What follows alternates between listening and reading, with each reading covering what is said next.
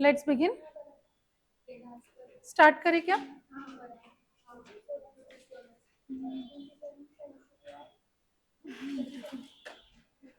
इसका clarity issue भी है।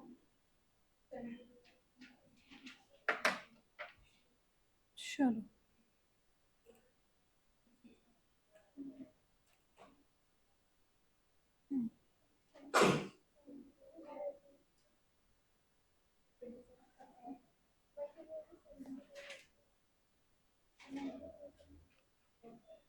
होमवर्क सबको सब जमा नहीं आया अभी तो मैं पूछी जब तो बोले हो गया होमवर्क, बहुत अच्छा था बोले। हाँ सही है कि नहीं है दैट इज सेकेंडरी, आया कि नहीं आया? सबको आया। डाउटफुल यानी सिर्फ आंसर डाउटफुल है कि कोई डाउट है? डाउट है कोई? अच्छा क्या डाउट है बोलो।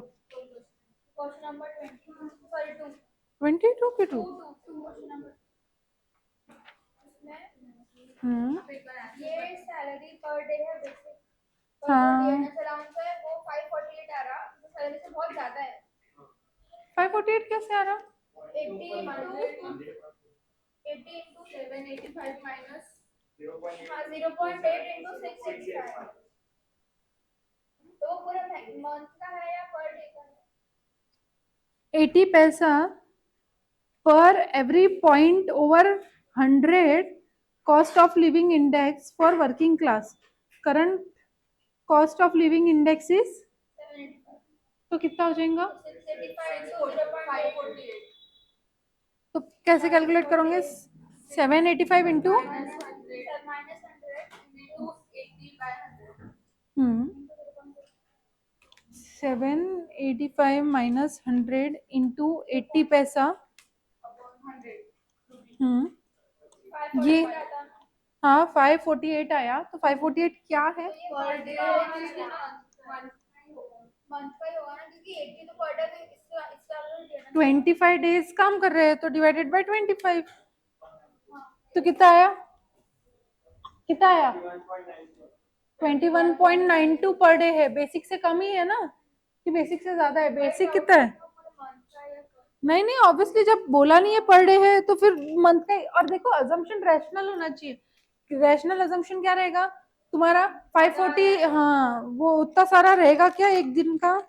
तुम सैलरी एक दिन की 80 रुपए दे रहे हैं, तुम 500 रुपए डियरनेस अलाउंस दे रहे, कोई एंगल से मैच नहीं होती वो चीज। नहीं वो आपको कंफ्यूजन के लिए दिया है मैडम। ऊपर पर डे कभी भी नहीं देते वो।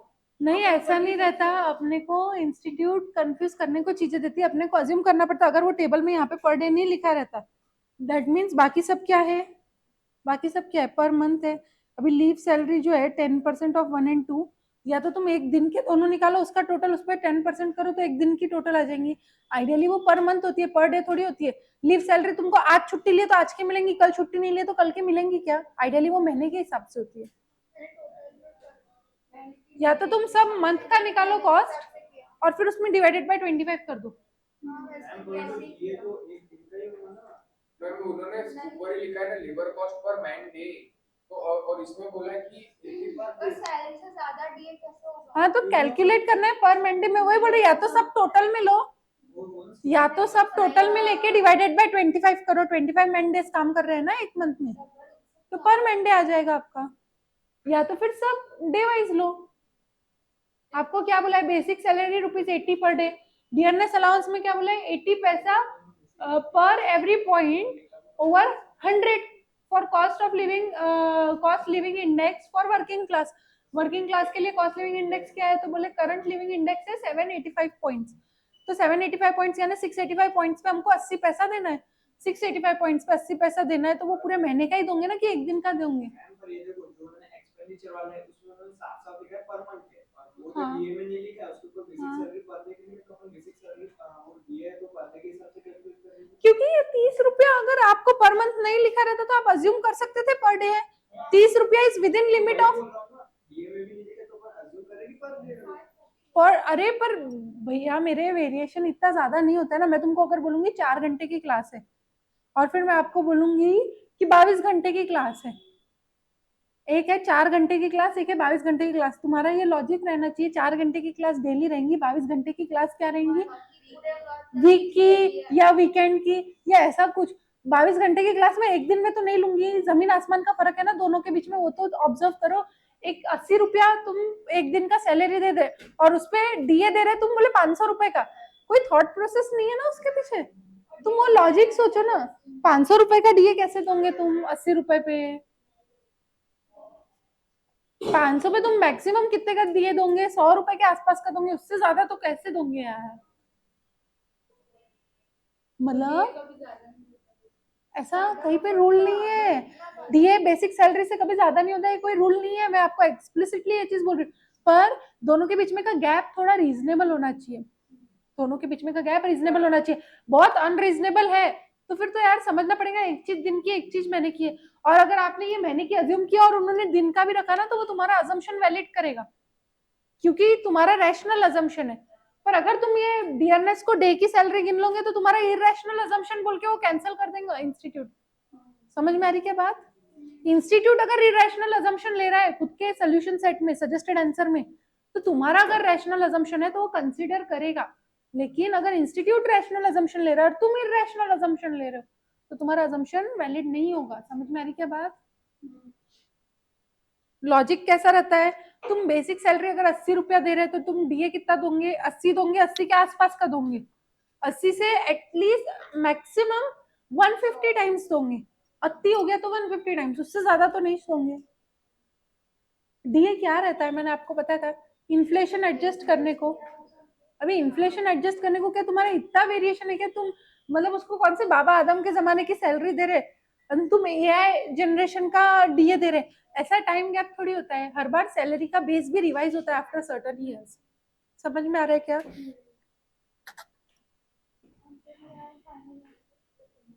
हाँ फाइनल आंसर क्या है,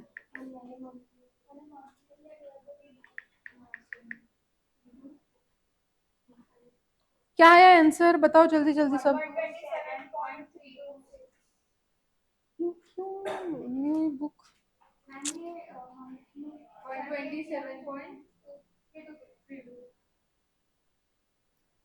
127.32, yes this is correct answer. देखो बेसिक मैं डे वाइज बता रही हूँ, जिसने अगर डे वाइज निकाला है और जिसने मंथ वाइज निकाला है वो डिवाइडेड बाय 25 कर लो।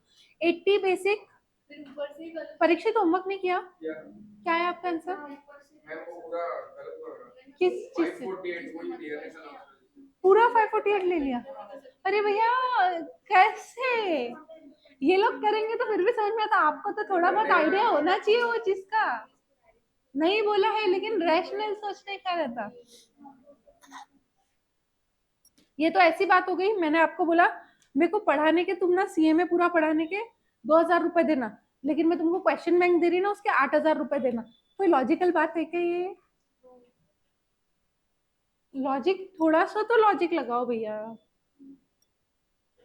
देखो बेसिक 80 है, डीए 21.92 है, किसका करेक्ट आया डीए, डीए किसका किसका करेक्ट आया। हाँ तो आपने महीने का लिया है, सब सारे कॉस्ट मंथ के लिए है, तो यानी पर डे करेक्ट है ना। हाँ तो गलत है, वही पूछ रही हूँ मैं। अच्छा नमित और परीक्षित जैसी मिस्टेक किसने किसने किया, रेज योर हैंड। 1 2 3 4, यानी 2 जनों का आंसर करेक्ट है ऑल इन ऑल। वापस करके लाओगे। हो गया, अभी कर दिया। अरे भैया पर आपके नीचे के नंबर नहीं बदलेंगे क्या उसकी वजह से। तो कर लिए आंसर आ गया सबका। हाँ चलो फिर वेरी गुड, हो गया ये क्वेश्चन दैट। अरे क्यों भैया आप आंसर्स क्यों डिस्कस कर रहे हो।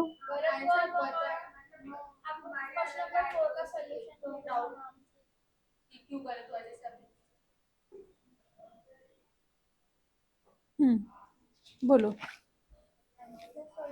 सॉल्यूशन भेजना है मुझे पता है, लेकिन मेरी सॉल्यूशन सेट अभी ओपन की थी मैंने, वो ओपन क्यों नहीं हो रही है मुझे भी डाउटफुल है, नहीं तो मैं आंसर भेज देती थी। ओपन ही नहीं हो रही है, क्या करूं क्या करूं। अरे भाई मेरे बुक ही नहीं ओपन हो रही, आईपैड में नहीं ओपन हो रही, इसीलिए तो नहीं दिख रहा। चलो कॉपी में नहीं क्या सॉफ्ट कॉपी में जो था वो ओपन नहीं हो रहा है, हार्ड कॉपी में से फिर आपको उसका फोटो क्लिक करके भेज देती हूँ, ठीक है। चलो 22 क्या क्या दिक्कत है, 22 का आंसर बताओ। कौन बोलेंगे आंसर, किसने बताओ। प्रीत होमवर्क नहीं किया ऐसा तो बोलना ही मत, बुक बंद है आपकी क्योंकि, और आप नमित की बुक ले रहे हो हाथ में। प्रीत होमवर्क नहीं किया क्या, उधर किधर, बस में क्यों होमवर्क किया लेकिन बुक घर पे, लाइब्रेरी में भी गया था क्यों बुक घर पे छोड़ दिया भैया, आज पढ़ने की इच्छा नहीं थी क्या आपकी। फिर I have to leave my class तुम्हारे लिए मैं जबरदस्ती आ रही यहाँ पे, मेरे को आज पढ़ाने की इच्छा नहीं थी फिर भी आई, और तुमको पढ़ने की इच्छा नहीं थी। नहीं कोई गेम नहीं खेलना है। चलो 22 चेक करो, लो उससे बुक और बताओ मेरे को आंसर। स्लिप ऑफ माइंड क्यों होमवर्क था, कल कितनी बार करोगे। हाँ तो 22 क्वेश्चन होमवर्क में ही था ना, वो क्वेश्चन कितनी बार करोगे भूमि। सब कर रहे हैं ना, दो बार ही है, सबको दो बार ही बोला है मैंने। हाँ हाँ दो बार दो बार, डेट के हिसाब से कर दूं। अच्छा एक आध दिन आपका रहा जब करती हूँ आज तक। चलो 22 बताओ आंसर भैया, आंसर आंसर क्या बताना है, मेरे को क्या पता क्या बताना है, 22 का आंसर बताना है। आपने सॉल्व किया ना, कितना है मटेरियल, मटेरियल 1600 हाँ, और वेज रेट क्या था 10 हाँ, और क्या निकालना है, बस दो ही चीज पूछा था ना। हाँ बस उतना ही था, करेक्ट है। आ गया सबका, 10 का रेट आया और 1600 का मटेरियल आया।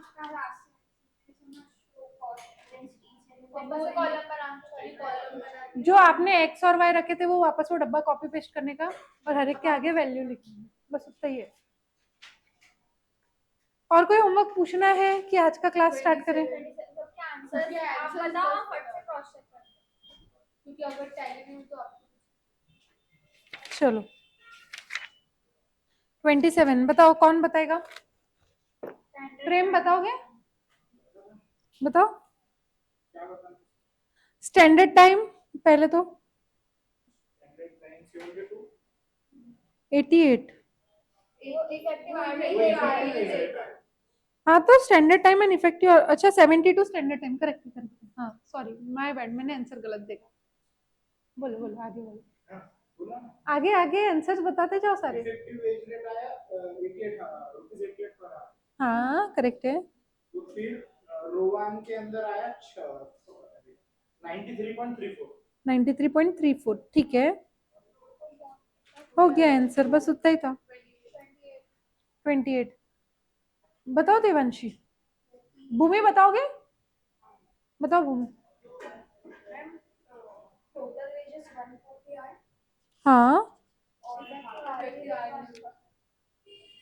टोटल वेजेस नहीं, 40 रुपीज पर आवर, हाँ हाँ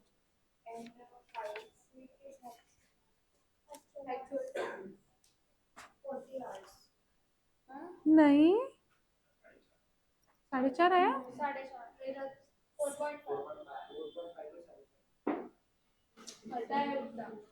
आपको कितना आया, 5.6 गलत है, पहले आया था, पहले गलत किया था।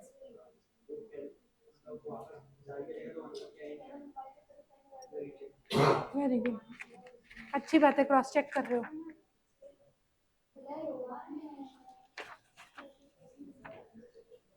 क्या हो गया भूमि, कहाँ पे गड़बड़ हो गई बेटा। रोहन का आधा मिला दिया हर से का। क्यों मैडम, हाल से रोहन का फॉर्मूला तो बहुत सिंपल है, अपन रोज रिवाइज कर रहे हैं। यार मैंने कैलकुलेटर ले बट मेरे को नहीं लग रहा मैंने कैलकुलेटर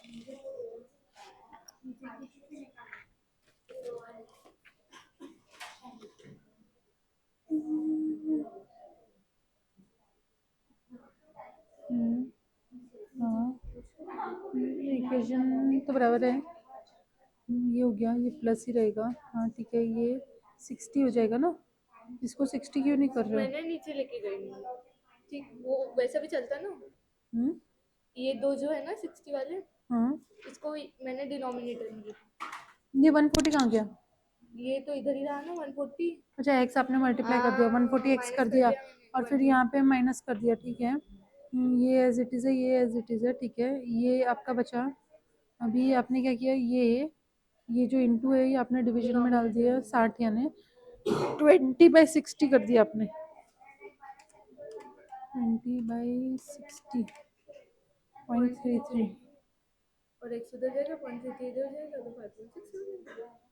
नहीं नहीं नहीं, और यही कैलकुलेशन मिस्टेक मैंने जब इधर की थी, जिससे इनका आंसर 4.5 आया है, तो उससे मेरा 192 आ रहा था। तो क्या करना है, परसेंट को पहले इससे मल्टीप्लाई करना है कि कैसे करना है वो?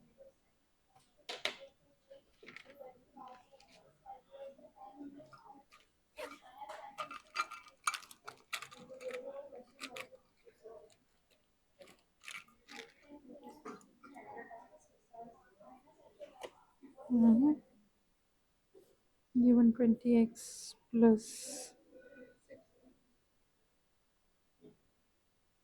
360 माइनस 60x इससे बराबर है। Is equals to 140x। अभी 360 minus 60x is equals to 140x minus 120x। तो ये हो गया आपका 20x। 360 is equals to 20x plus 60x 80x 360 by 80 is equals to x। 4.5। तो यहाँ पे आपका कुछ हो गया, कैलकुलेशन मिस्टेक हुआ है। कैलकुलेशन भी नहीं, एक्चुअली क्या है, तो 192 आ जाएगा। ये करेक्ट है, ये वाला स्टेप करेक्ट है। फिर आपका ये है, ये पूरा एज इट इज ठीक है। अभी ये आपने माइनस किया, यहाँ तक के भी चलेगा। फिर ये सब जो है, तो ये आपका ब्रैकेट है ना मैडम, ये पूरा आंकड़ा इधर से जाएगा, इससे मल्टीप्लाई होगा। अगर ये आप इसको यहाँ पे डिनोमिनेटर में भी डालते हो तो भी आपका, हाँ नहीं होना चाहिए आइडियली, रुक जाओ एक मिनट। तो आपका यहाँ पे क्या हो जाएगा, 6x is equals to 20x divided by 60। 6 minus अरे हाँ sorry, 6 minus x is equals to, हाँ अभी ये एक्चुअली ये ऊपर लेना चाहिए था, यहाँ पे 60 is equals to 20x upon 6 minus x. ये x है, हाँ वही बोल रही हूँ। ये x है। हाँ तो आपने वो मिस किया ना, समझ। गड़बड़ कहाँ पे हुई समझा। ये ऐसे करते तो भी चलता था, दोनों एक्स वाले।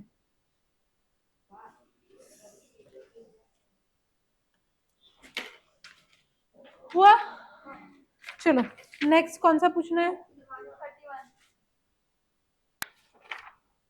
हाँ बताओ आंसर, कौन बताता है? परीक्षित बताओगे, बुक नहीं है। बताओ आस्था। एग्जिस्टिंग के हिसाब से 10,800। एग्जिस्टिंग 10,800, हाँ और रेट पर आवर का रेट वो भी बताना है। इफेक्टिव रेट पर आवर बोला है ना, कुछ है ना। ये 7,200। हाँ 7,200 और बोनस आएगा, लेट आर का आएगा 3,600। लेट से 31 ही बोल रहे हो ना आप लोग। ये तो बोला मैंने ये देखो total. Weekly earnings for operating under. अच्छा नेक्स्ट रोवान का है 9,700। पहला क्या बोले आपने, एग्जिस्टिंग रेट सिस्टम में कितना बता रहे? 10,800 10,800, हाँ ठीक है। और रोवान में 9,792 9792, हाँ और हादसे में 9,225। 9225 आया। एग्जिस्टिंग आपका कितना आया? नहीं 48 आवर्स है, 150 का रेट है। 48 इंटू 150 प्लस 12 घंटे का ओवर टाइम है, इंटू 12 घंटे का ओवर टाइम का रेट 200% है, यानी 300 रुपए। 200% है ना, तो 150 का 200 300 हो गया ना। समझा क्या गड़बड़ हुई? लिख लो, कर लो करेक्ट। और कोई क्वेश्चन बचा है? डन डन क्या हो गया सबका? आज का सेशन स्टार्ट करें। पूरा पौन घंटा मेरा टाइम पास कराते हो। चलो भेज रही हूँ भैया, ओपन नहीं हो रहा है, मैं भेजू कैसे आपको? समझ रहे हो क्यों? सब एक साथ भेज दो। Very good. फिर मैं एक काम करूंगी, मैं क्वेश्चन होमवर्क दूंगी और फिर आप ही चेक करना, आपकी मिस्टेक आप ही आइडेंटिफाई करना। प्रॉब्लम क्या होता है, मैं सोल्यूशन सेट पूरा अगर आपको भेज दूं अभी तो मेरे पास रेडीली अवेलेबल है, ऐसा नहीं है कि मैं भेज नहीं सकती। प्रॉब्लम ये है, मैंने जब सोल्यूशन सेट दे दिया आप अपना दिमाग लगाना बंद कर दोगे। गलत आया फिर देख लेते। अरे मैं लिख के देती हूँ। आप कितने बच्चे हो? 8 बच्चे हो क्लास में, 8 में से हार्डली हार्डली 2 बच्चे रहेंगे जो सोल्यूशन सेट की तरफ देखेंगे नहीं अगर क्वेश्चन रॉन्ग हो तो। हार्डली, बाकी सब देखेंगे। I can write it on a blank paper and sign it, मुझे गारंटी है ये चीज की। हाँ?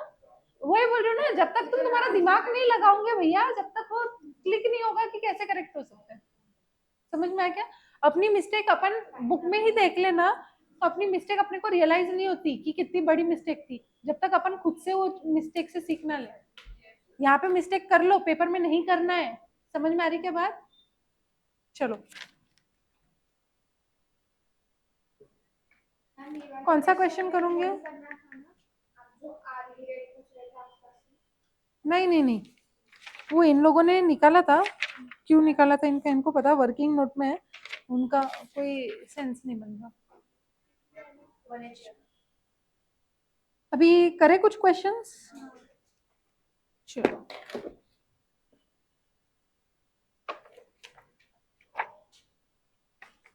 अभी सारे टॉपिक हो चुके हैं भला अपने लेबर के, अब अपने को क्वेश्चन ही क्वेश्चन करना है।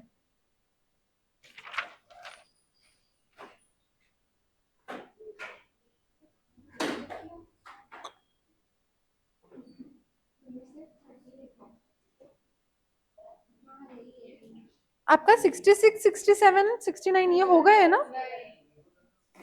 क्या नहीं हुआ है उसमें से? तीनों भी नहीं हुए? चलो होमवर्क से ही शुरुआत करो। लिखो क्वेश्चन नंबर 66, 67, 69 होमवर्क। हाँ नहीं ना मेरे भाई,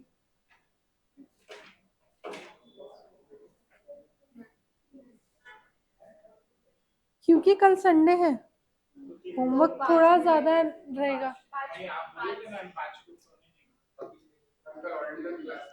मैंने ऐसा कहीं पे बोला नहीं है, मैं रीजनेबल होमवर्क देती हूँ ऐसा मैंने बोला है। अभी अगर कल का छुट्टी है तो आज के बदले के 5 होमवर्क रहेंगे, कल के बदले के और 5 रहेंगे, तो 10 क्वेश्चन तो मिनिमम होमवर्क होना चाहिए ना छुट्टी के टाइम में, होना ही चाहिए। अपने को ये चैप्टर क्लोज करना है और अपनी टेस्ट है वेडनेसडे को। डायरेक्ट एक्सपेंस का खाली 2 लाइन है, मैं लिखवा दूंगी आपको, कुछ भी नहीं है डायरेक्ट एक्सपेंस में। अभी अपन करेंगे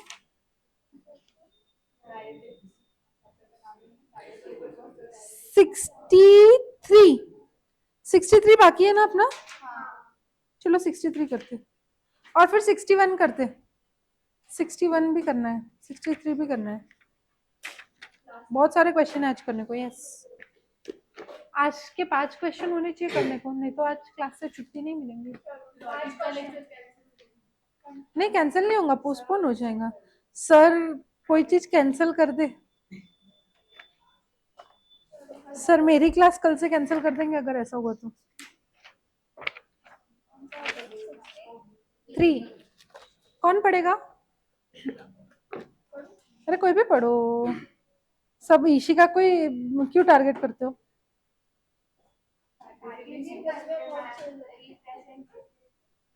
नहीं तो कोई और नहीं हो सकता क्या? सर के लिए ईशिका रिप्रेजेंटेटिव है, मेरे लिए कोई और बन जाओ ना।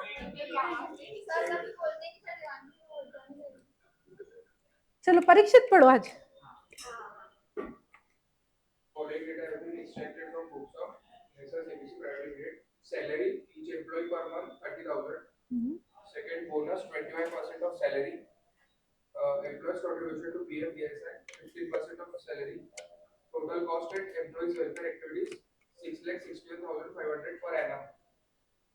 Total leave permitted during the year 30 days. Number of employees 175. Normal idle time 70 hours per annum. Abnormal idle time due to failure of power supply 50 hours. Working days per annum 310 of 8 hours. Required to calculate cost 310 days of 8 hours annual cost of each employee. Employee cost per hour. Cost of abnormal idle time per employee. Basically अपने को सबसे पहले तो annual cost निकालना है employ का, यानी पूरी शीट बनाना पड़ेगा। तो स्टार्ट करें, लिखो चलो, खुद से ट्राई करोगे पहले कि मैं लिखाऊं डायरेक्ट? एक्सप्लेन करने जैसा कुछ भी नहीं है ना मैडम इसमें कुछ, तो मैं इसीलिए बोल रही हूँ, या तो मैं लिखाती हूँ फिर।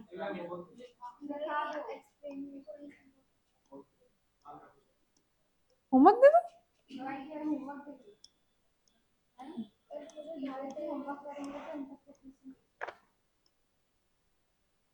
चलो अपने को क्या क्या बोला है? सैलरी बोलिए, क्या बनाओगे? पर्टिकुलर्स, अमाउंट और अमाउंट। क्यों दो अमाउंट?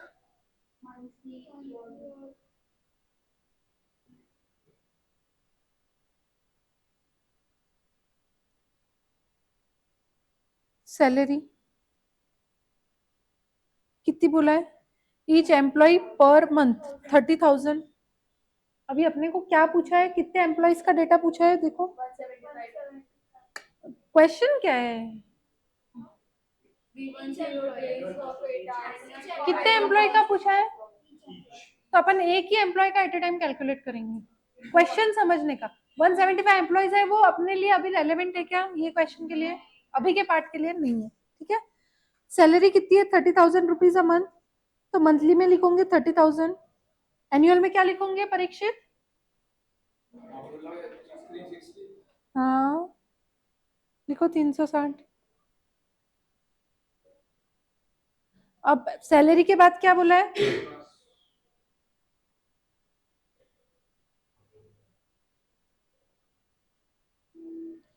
कितना? 25% कितना होता है? कितना आएगा टोटल में? फिल करते जाना, मैं मिसिंग फिगर रख रही हूँ, आप लोग फिल करते जाओगे। फिर क्या है?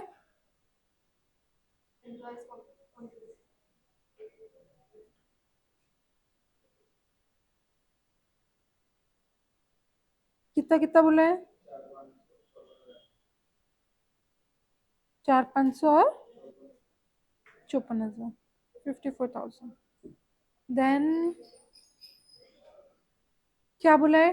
Total cost at employees welfare activities. Total cost मतलब पूरा खर्चा, एम्प्लॉय वेलफेयर का पूरा खर्चा अगर उतना है पर एनम का, तो एक एम्प्लॉय का खर्चा कितना है? क्या करोगे? ये सारे देखो क्या बोला है?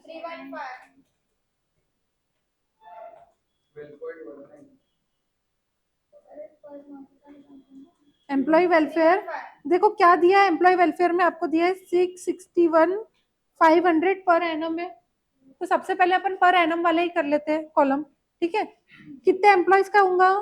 175 एम्प्लॉयज का, तो कितना? इंटू 12 नहीं, ये पूरा साल भर का है भैया, पर एनम लिखा है उन्होंने। कितना आया? 3780। हाँ ठीक है, एनुअल वाला। अभी ये जो आया डिवाइडेड बाय 12 करो, कितना? 315। हाँ देखो आपको नीचे लिखा है working days per annum is 310 days of 8 hours, यानी अब जो साल है आपका वो 310 दिन का ही साल है, बाकी छुट्टियां हैं। क्वेश्चन में दिया है ना, क्वेश्चन में अगर देखोगे लास्ट लाइन जो आप you are required to calculate पढ़ रहे हैं उसके ऊपर टेबल में 310 डेज का ही डेटा है ये सब। तो आप जो पैसा दे रहे हो वो वैसे भी 310 दिन का ही दे रहे हो, समझ में आई क्या बात? अगर आप जब पैसा देते वो बोलते 360 डेज है, और आपको कैलकुलेट 310 डेज का बोलते, जब अपन करते डिवाइडेड बाय 360 इंटू 310। समझा क्या परीक्षित?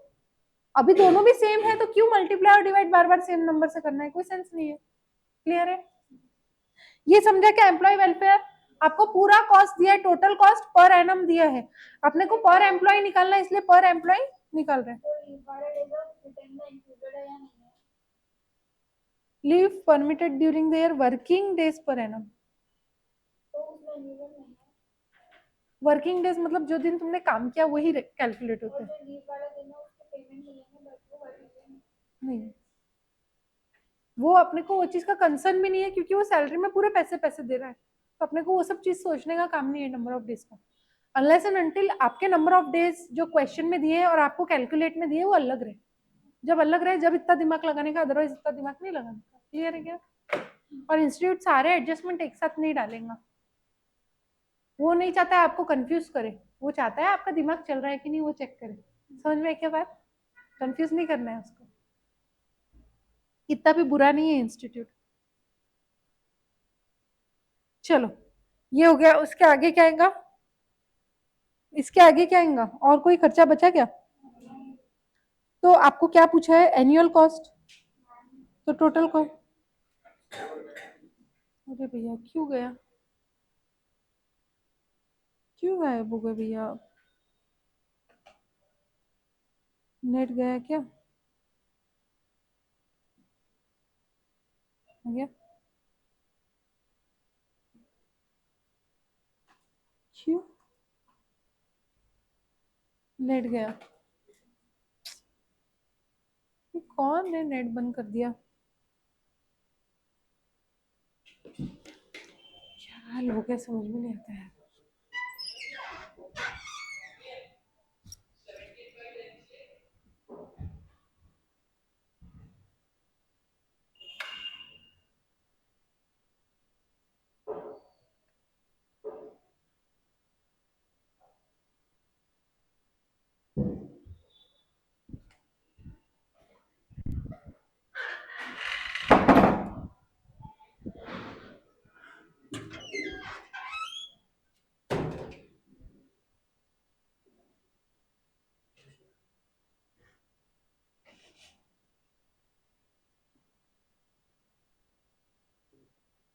क्या हो गया भैया? क्या डिस्कशन चालू है?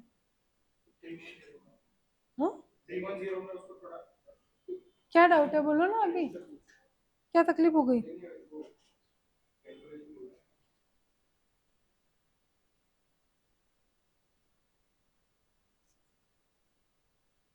हाँ यार,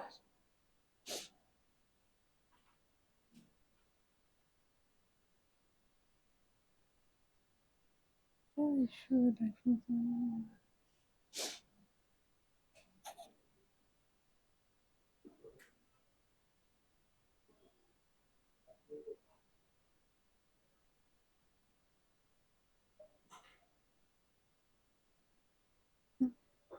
बताओ टोटल।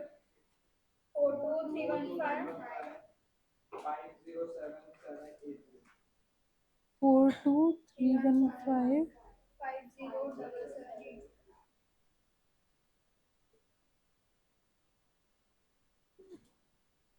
हाँ मैच हो गई, पार्ट 1 तो हो गया। तू क्या बोला है? एम्प्लॉय कॉस्ट पर आवर, कितने घंटे काम कर रहा है एम्प्लॉय? इफेक्टिव आवर्स निकालो।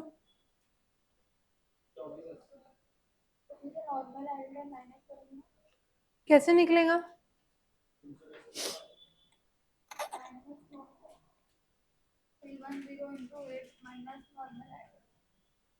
310 दिन 8 घंटा, ये टोटल आवर्स हुए, माइनस कितना? 70 नॉर्मल आइडल टाइम माइनस क्या, और क्या माइनस होगा जल्दी बताओ। और दिन काम टोटल करना ही है। Leave permitted during the year 30 दिन की, 30 दिन की लीव है। अभी तो आपको बोला 7-0 में वो नहीं है included। हाँ तो फिर जो माइनस करेंगे तो उसमें है ही नहीं। देखो, दो चीजें हैं, एक तो पेड लीव रहता है, एक तो अनपेड लीव रहता है। पेड लीव यानी आपके सैलरी में उसका हिस्सा है, अनपेड लीव मतलब उसका सैलरी में कोई हिस्सा नहीं है। अब अपने को जब यहाँ पे क्वेश्चन में इफेक्टिव आवर्स मतलब आपको पर आवर पूछा है और लीव का डेटा दिया है, दैट मीन्स क्या है, पेड लीव है। पेड लीव है मतलब जितना टाइम आपने काम किया उसमें से लीव इंक्लूडेड है। यानी 310 दिन जो है उसमें से 30 दिन छुट्टी वाले हैं जिसका पैसा दे रहे, तो 310 दिन का पैसा मिल रहा, लेकिन उसमें से 30 दिन क्या है, जो छुट्टी है, तो फुकट का पैसा है। हाँ मैंने अभी एक ही पूछा तो आपको बोला नहीं, आपने मेरे को जब पूछा तो मैंने ये नहीं देखा था, उसका सब क्वेश्चन में एम्प्लॉय आवर्स रेट पूछा है, ये पूछा है एम्प्लॉय पर आवर पूछा है, एम्प्लॉय कॉस्ट पर आवर। क्योंकि क्या है, दो चीजें हैं, एक तो पेड लीव रहती है, एक अनपेड लीव रहती है। अगर क्वेश्चन साइलेंट है और लीव दी हुई है, इसका मतलब क्या है, वो लीव के अगेंस्ट अपन पैसा दे रहे, पेड लीव है यानी अपना कॉस्ट है। अनपेड लीव है तो अपने चिंता का विषय ही नहीं है, ना तुम उसके अगेंस्ट पैसा दे रहे ना अगला काम कर रहा, छुट्टी ही छुट्टी। बट अब जब अगला काम कर रहा नहीं लेकिन तुम उसको पैसे दे रहे हो, तो तुम्हारे पैसे वाले वर्क आवर्स में कैलकुलेट हो जाती है या वर्क डेज में कैलकुलेट होती है।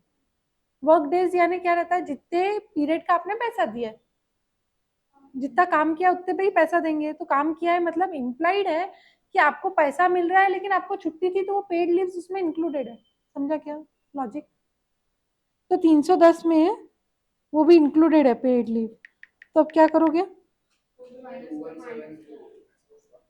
क्या 30 दिन इंटू 8 आवर्स कितना हो गया? 2170 क्या आप नेट बता रहे हो क्या? Minus 2480 minus 70 minus 240 minus 240 2170 2170 hours, ये आपके इफेक्टिव आवर्स हो गए। तो फिर आपका क्या आएगा, cost per hour, employ cost per hour? अगर इसमें किससे डिवाइड करोगे? 5 लाख 7 लाख 7 लाख। क्योंकि अपन पूरा एनुअल देख रहे हैं। बोलो क्या पूछ रहे थे, कितना आया? 234 3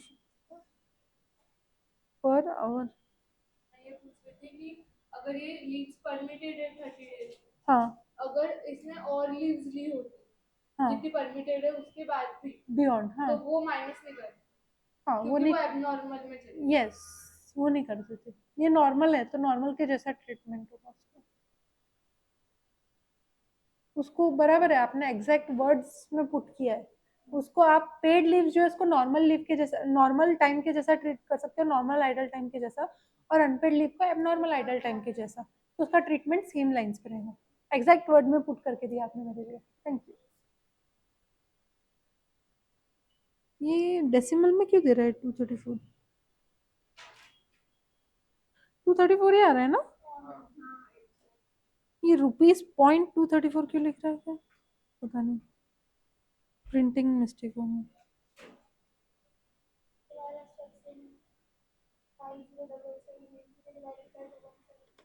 हाँ ठीक है ना, करेक्ट, करेक्ट है, लेकिन वो उसने कैलकुलेशन में ऐसे किया। नेक्स्ट क्या पूछा है, एबनॉर्मल आइडल टाइम बताओ। एबनॉर्मल आइडल टाइम बताओ।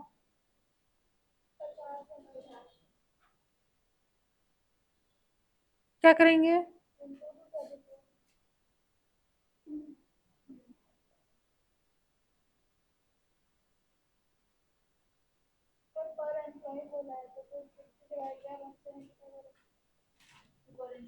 पर एम्प्लॉय तो है सब चीजें, क्या हो गया?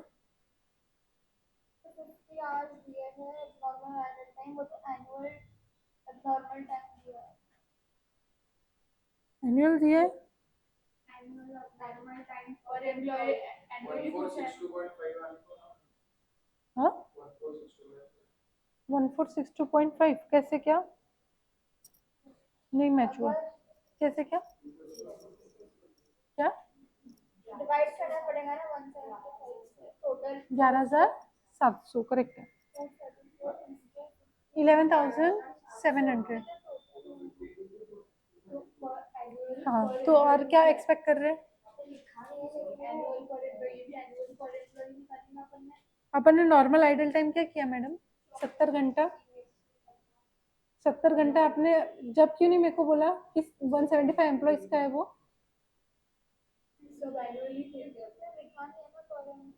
नहीं, पर आपने नॉर्मल के लिए अगर वो ट्रीटमेंट नहीं लिया तो एबनॉर्मल के लिए क्यों ले रहे हो? फिर तो आपने क्या किया? फिर तुमने इसने पूरे 175 एम्प्लॉइज का पता है शायद, मैंने वो एक एम्प्लॉय का बताया। अरे भाई मेरे, अरे भाई मेरे एक बात बताओ कि यहाँ पे 70 नॉर्मल आइडल टाइम का अपन ने किया, हाँ, तो ये एक तो एम्प्लॉय का पकड़ा ना। नॉर्मल आइडल टाइम एक एम्प्लॉय का पकड़ा, ये एक एम्प्लॉय का है, सबका है कि एक एम्प्लॉय का है? न्यूमरेटर किसका है ये न्यूमरेटर कितने एम्प्लॉय का है? न्यूमरेटर किसका है? एनुअल है कि वो कंफ्यूजन नहीं है, एनुअल है, लेकिन एक एम्प्लॉय का है या टोटल एम्प्लॉय का है? अपन एक एम्प्लॉय की ही डेटा निकाल रहे हैं मैडम कब से। तो ये न्यूमरेटर अगर एक एम्प्लॉय का है, ये क्लियर है कि आपको नॉर्मल ये 70 एक एम्प्लॉय का है, तो अगर 70 एक एम्प्लॉय का लिया तो एबनॉर्मल क्यों सबका ले रहे हो? हाँ, तो आपने एबनॉर्मल के लिए क्या किया? देखो मैम, 50 घंटे हैं, हाँ 8 घंटे एक मतलब दिन में काम करता हूँ हाँ बराबर। हाँ तो 50 का 8 बोले तो 6.25, हाँ उतने उसके 6.25 डेज समझो एबनॉर्मली उसने हाँ वाया कमाए। हाँ, और अपना रेट आया पर आर वो का समझो। पर आवर रेट है हाँ ना भैया। ना हाँ एक हाँ सेकंड। हाँ, तो समझो ये एम एक प्लस सेकंड। कर दो। हाँ 125 इंटू 8 समझो 50 ही आ रहा है ना, 50 इंटू वही आता। आप गोल घूम के जा रहे नहीं, थे, मेरे को लगा वो आप गोल घूम के अगर जाना चाहते हो तो इसको भी पर डे कर दो, पर आवर की जगह इंटू 8 कर दो। समझ में आया क्या बात? आप अगर पर डे के हिसाब से जा रहे हो तो इसको इंटू 8 कर दो, आपका रेट बढ़ जाएगा, आपका नंबर ऑफ डेज कम हो जाएगा, नंबर ऑफ आवर्स की जगह पे। ठीक है, इनका थॉट प्रोसेस कुछ अलग है। आप एक चीज अलग दूसरी चीज अलग नहीं ले सकते इशिका। हाँ, एक सब्जेक्ट फाइनल का पढ़ रहे हैं, एक इंटर का पढ़ रहे हैं, कैसे मैच होगा फिर? समझा क्या सबको? किसी को कोई डाउट है क्या? क्लियर है? सॉर्टेड है? इजी क्वेश्चन था, इजी था ना, ऊपर से PYQ फुकट के मार्क्स। चलो अब थोड़ा इंटरेस्टिंग क्वेश्चन करते हैं। 61 किसका किसका है उसमें, देखो पढ़ो क्या क्या बोले। हम्म,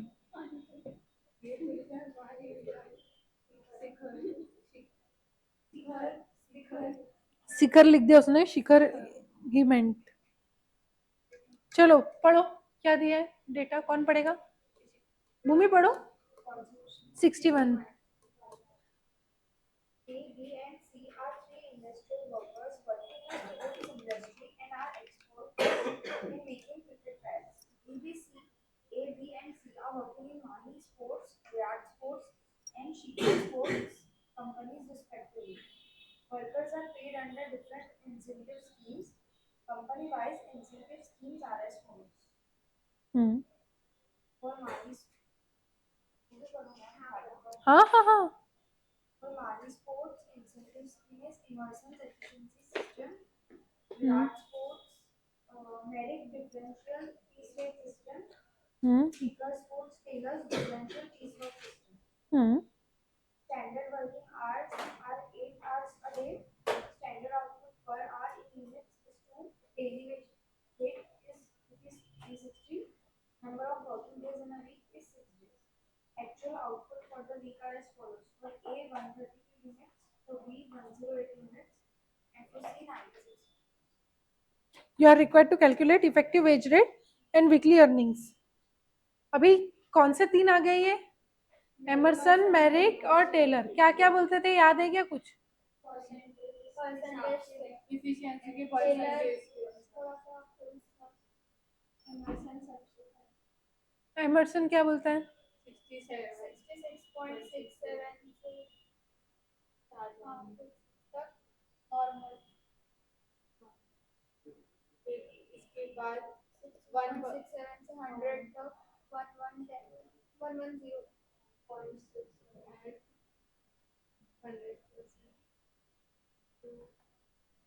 120 था ना? 120 हाँ, और स्लाइडिंग 1 और 100% 120 plus 1% for every 1% above 100.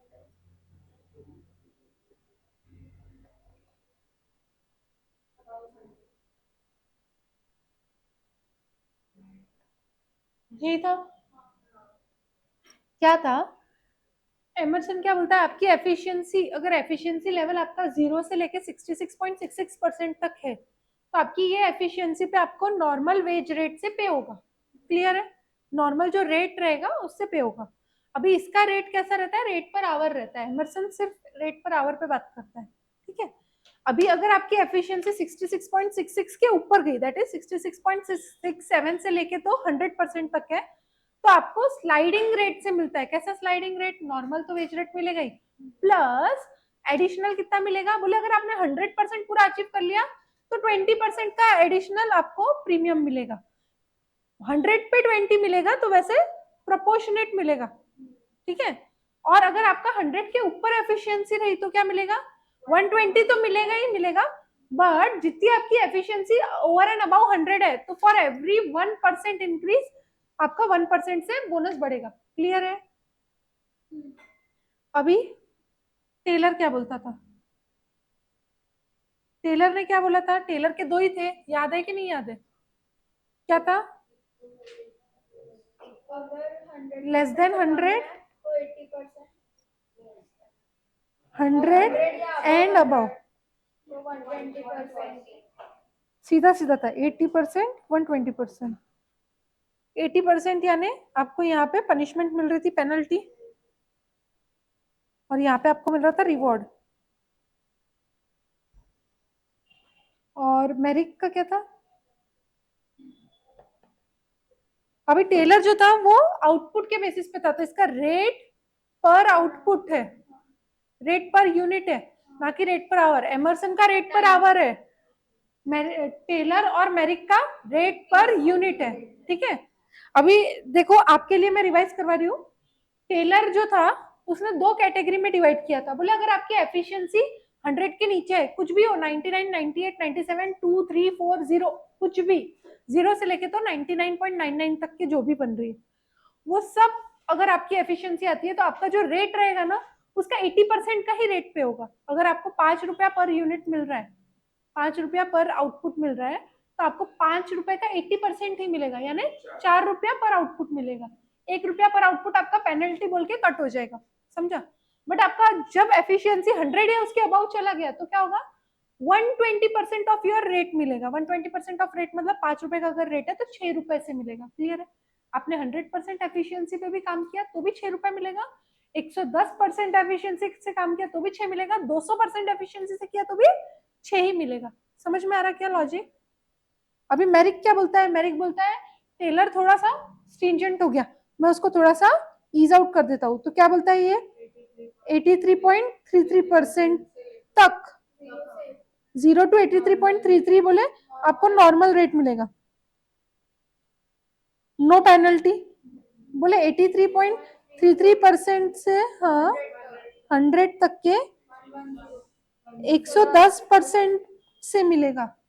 और बोले 100 के अबाउ है, 100 एंड अबाउ है या अबाउ 100 है?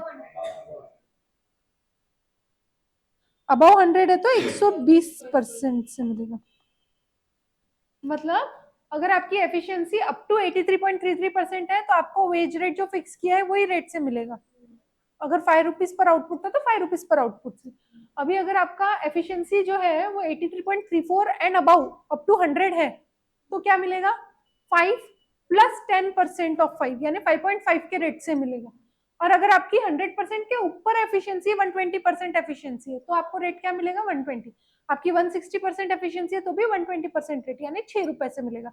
समझ में आ रहा है? लॉजिक समझा? अगर आपका नॉर्मल रेट 5 रुपीज है तो 83 तक 5 मिलेगा, 83 के ऊपर गया तो 5.5 मिलेगा 100 तक, 100 के ऊपर गया तो 6 मिलेगा। क्लियर है? सॉर्टेड है? अभी अपने क्वेश्चन में अपने को क्या क्या लगेगा? एफिशिएंसी परसेंटेज लगेगा based on rate for Taylor, based on rate for Emerson and based on output for Merrick and Taylor, क्योंकि मेरिक और टेलर बेस्ड ऑन आउटपुट बोलते हैं और एमरसन नहीं, एमरसन टाइम बोलता है। अभी देखो क्या होगा, आपको कैसे सॉल्व करना है पर्टिकुलर्स ए बी और सी। अभी पहले अपन जो गिवन डेटा है वो लिख ले क्या। ए जो है उसको कौन सी, पहले तो इंसेंटिव स्कीम लिख लेते हैं।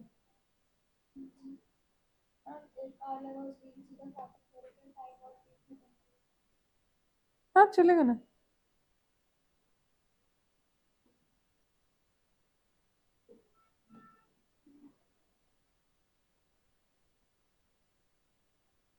अभी आपको डेटा क्या क्या दिया है,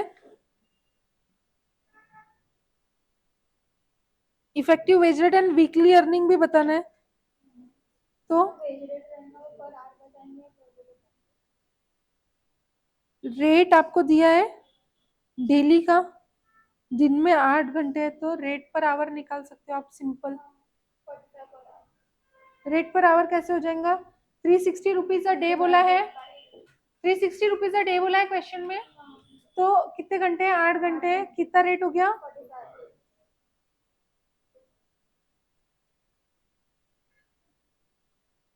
तो रेट पर यूनिट कितना हो गया, 1 घंटे में कितने यूनिट बन रहे हैं, बोले 2 यूनिट का आउटपुट है, देखो लिखा है स्टैंडर्ड आउटपुट पर आवर 2, तो 2 यूनिट का, तो 45 का हाफ हो जाएगा 22.5, किसके लिए काम आएगा,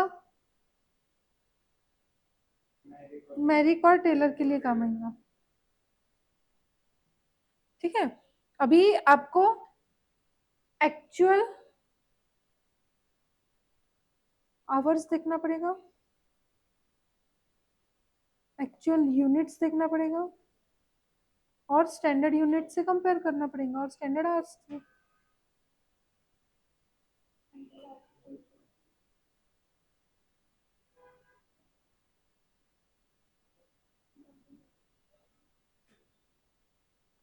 ये 4 चीजें चाहिए, है क्या नहीं, तभी आपकी एफिशिएंसी निकल सकती है ना। कैसे कैसे आएगा बताओ, पहले सिर्फ एमरसन का देखे, एमरसन क्या है, टाइम बेस्ड है, तो टाइम बेस्ड है, एक्चुअल आउटपुट कितना बना रहा है, 132 यूनिट्स बना रहा है, एक्चुअल आउटपुट के लिए स्टैंडर्ड आवर्स कितने लगते हैं वैसा निकालेंगे, ये समझ में आता है ना। एमरसन के लिए अपन क्या निकाल रहे हैं, स्टैंडर्ड आवर्स निकाल रहे हैं, तो स्टैंडर्ड आवर्स कैसे निकालेंगे, एक्चुअल आउटपुट कितना है, 132 यूनिट्स बनाया उसने एक हफ्ते में, और स्टैंडर्ड आउटपुट तो फिर एक आवर में कितना आउटपुट निकलता है, 2 स्टैंडर्ड, तो डिवाइडेड बाय 2, यानी इतने आवर्स में काम किया होगा उसने, 132 डिवाइडेड बाय 2, इतने आवर्स काम किया होगा एक हफ्ते का, तो अभी हफ्ते में कितने दिन है, बोले 6 डेज है, तो ये द होल डिवाइडेड बाय 6। समझा क्या किया मैंने, क्या किया मैंने, समझा क्या, सबको समझ में आ रहा है, किसी को डाउट है, क्लियर है, कितना आता, 132 डिवाइडेड बाय 6 डिवाइडेड बाय 2, 11, तो उसकी स्टैंडर्ड आवर्स थी 11 और एक्चुअल आवर्स कितने में किया उसने, कहाँ लिखा है, एक दिन का 8 आवर्स था, तो एक्चुअल आवर्स 8 घंटे में काम किया। इसको यूनिट्स का नीड है क्या, नहीं, तो उसके यूनिट्स में डैश, नीचे क्या निकालोगे, एफिशिएंसी, क्या आएगा एफिशिएंसी का फॉर्मूला,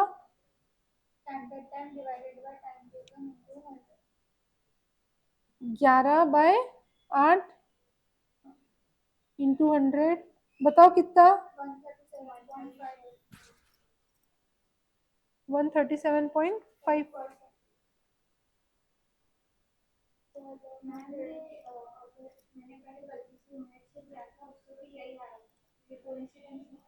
नहीं, अपन यूनिट से ही तो आवाज निकाल रहे हैं, एफिशिएंसी तो सेम ही आएगा।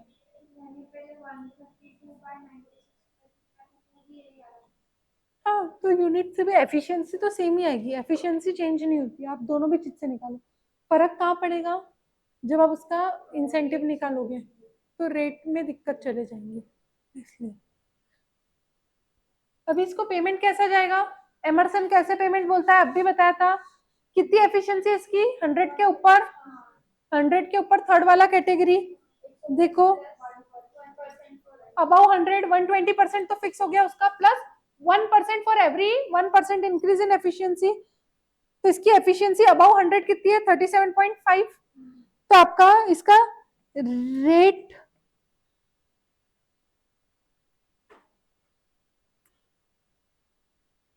इंसेंटिव रेट क्या हो जाएगा, इंसेंटिव रेट 120% प्लस 37.5%, यानी कितना, 157.5%। समझ में आ रहा है क्या, कैसे करी, लॉजिक समझा, नहीं समझा प्रेम, क्या हो गया कि समझा, मतलब तो पूछो तो भैया। अपना एफिशिएंसी कितना है, 100 के ऊपर है, अपन ने क्या बोला है, 100 के ऊपर रहा तो 120 तो पक्का है, तो 120 एज इट इज लिख लिया। अब जितना ऊपर है उतना 1% इंक्रीज के लिए 1% का रेट बढ़ेगा, तो 37.5% बढ़ा, तो 37.5% का 1% रेट बढ़ेगा, तो 37.5% से रेट बढ़ेगा, तो 120 तो देना ही है, प्लस 37.5% भी देना है, यानी 157.5% से रेट बढ़ेगा। तो अब उसका रेट क्या हो जाएगा, इंसेंटिव रेट, उसका रेट क्या है, रेट 45 पर आवर है, 45 इंटू 157.5, तो इसका रेट हो गया 70.875 रुपीज। समझा क्या, रेट रिवाइज हो गया, रेट रिवाइज हो गया, इंटू नंबर ऑफ आवर्स करेंगे तो उसका पेमेंट आ जाएगा। तो ये हो गया आपका standard hours for actual output test. Standard hours for actual output, नहीं समझा कैसे निकाला,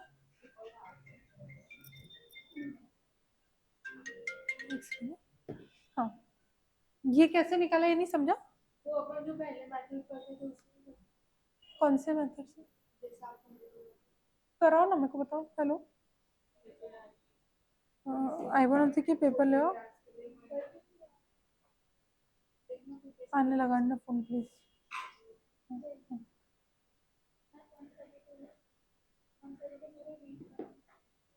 कैसे बता देते, पहले बताओ,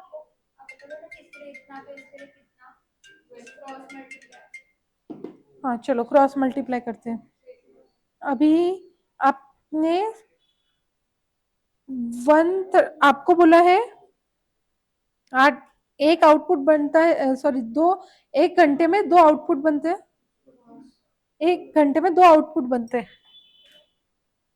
तो आपने 132 आउटपुट बनाया कितने घंटे में, बताओ कितने आवर्स, बनाओ ना, 132 डिवाइड बाय 66 आवर्स में 66 आवर्स में बनाया होगा, हाँ तो 66 आवर्स आपने एक हफ्ते में काम किया, एक हफ्ते में दिन कितने हैं, 6 तो एक दिन में कितना काम किया, 11 आ गया, वही तरीके से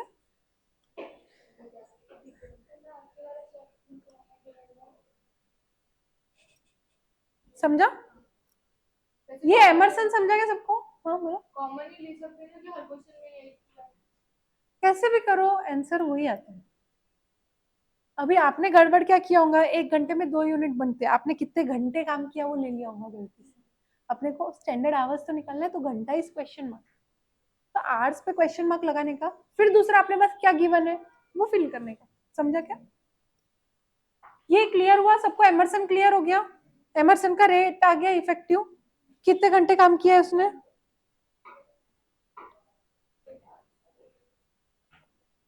8 hours a day into 8 hours work नहीं, sorry cost of hours work, हाँ कितना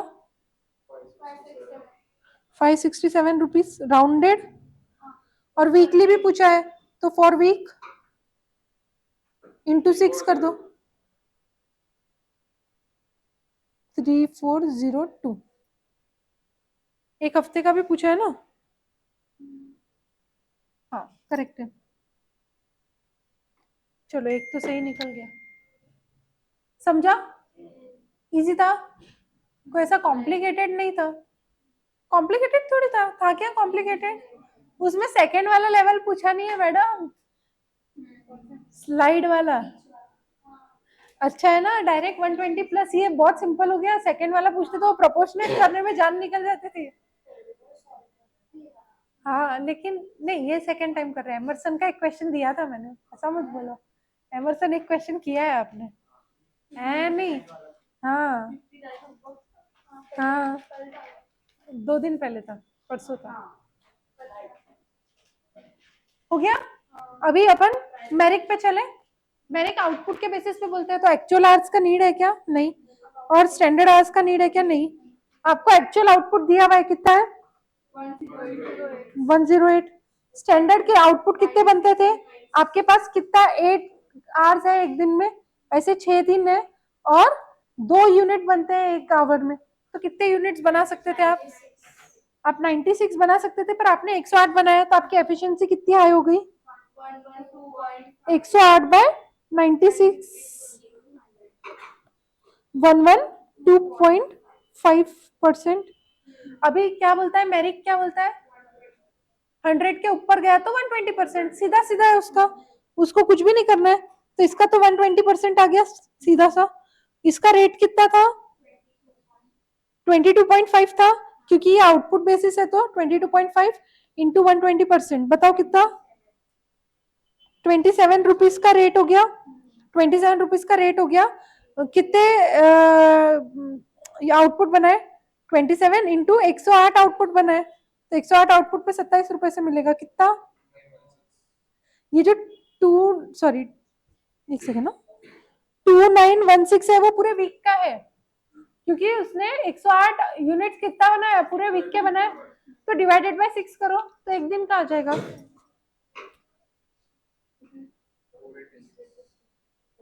486 एक hours, cost of hours work नहीं,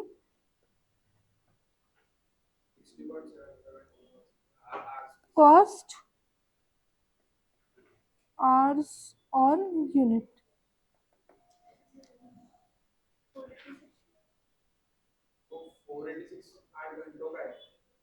486 एक दिन का है ना? मतलब 8 घंटों का। हाँ, तो अपने को एक्चुअली पर आवर में 60.7। पर आवर नहीं, पर यूनिट निकालना है यहाँ पे। पर आवर नहीं निकालते, पर यूनिट निकालते हैं। 2 यूनिट बना रहे हैं। एक हाँ, दिन में 16 यूनिट तो divided by 6 into 3, sorry into 2, divided by 6 into 2। हाँ, तो कितना होगा? 30.37। हाँ, ये मैं बता रही हूँ। इफेक्टिव रेट तक पहुंचे 27 तक, सब लोग 27 तक पहुंच गए, यहाँ तक कि सबको क्लियर है। अभी आप 6 इंटू 2 ना, 1 मिनट रुको, मैं बता रही हूँ कैसे। अभी आपको क्या पूछा है कि 1 यूनिट का कॉस्ट बताओ, 1 यूनिट का कॉस्ट बताओ। 27 रुपया आप 1 यूनिट का पे कर रहे हो, तो 27 रुपया 1 यूनिट का ही तो कॉस्ट है, cost per unit, effective rate. अभी एक दिन का पूछा है क्या? रेट बोला है, तो वो इसमें डे में करेंगे, इसमें भी इसमें करेंगे। देखो अपन 3 चीजें निकाल रहे हैं। इफेक्टिव रेट यानी क्या है? अभी ये आवर्स के बेसिस पे तो ये पर आवर आ गया, ये यूनिट के बेसिस पे तो ये यूनिट आ गया, यहाँ पे भी यूनिट के बेसिस पे आएगा। यहाँ तक के क्लियर है? अभी अपन ने यहाँ पे इंटू 8 क्यों किया? इंटू 8 क्यों किया अपन ने?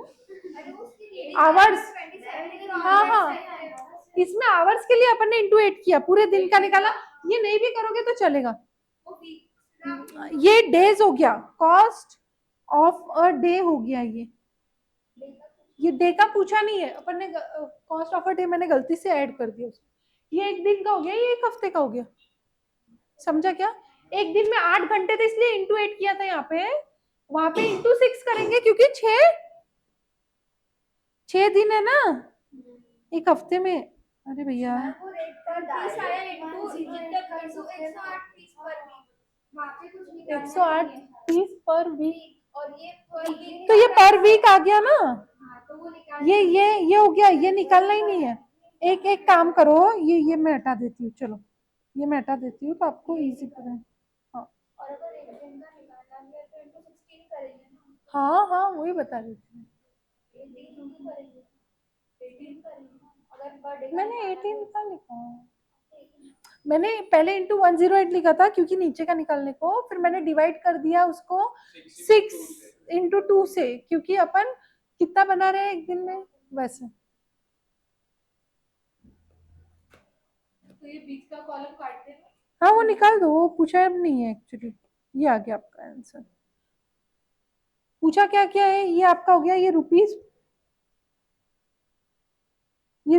पर आवर है और ये रुपीस पर यूनिट है, ठीक है क्या? समझ में आया कैसे किया? एमरसन से ये इजी हो गया, मेरिक, एमरसन से मेरिक इजी लगाऊंगा, क्विकली भी हो गया। अभी वैसे ही टेलर करते हैं। टेलर का वापस क्या आएगा, एक्चुअल यूनिट्स आएगा, कितना बोला है 96, और आपका स्टैंडर्ड यूनिट्स तो सेम रहेगा 96। 100% एफिशिएंसी पे है बेसिकली, 96/96 इंटू 100, कितना इंसेंटिव 120%, राइट? तो 120% इंसेंटिव तो कितना, सेम 27 का रेट और सेम पेमेंट।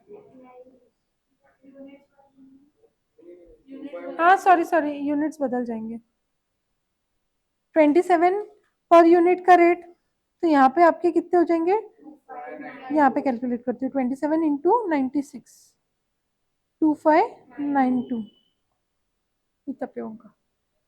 ये क्लियर है क्या सबको? सिंपल था।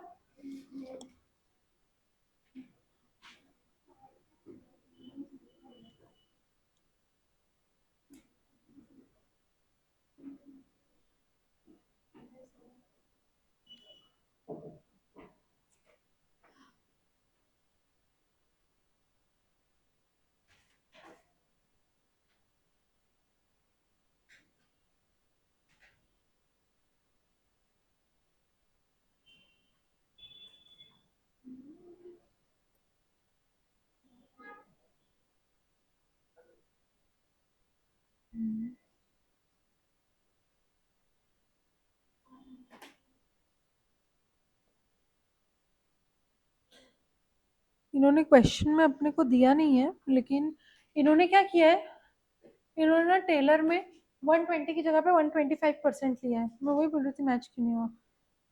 अभी इन्होंने 125 क्यों लिया है उसका मेरे पास कोई रीजन नहीं है, क्योंकि टेलर के एज पर टेलर की थियरी इट इज आइदर आपका 80% या 120%।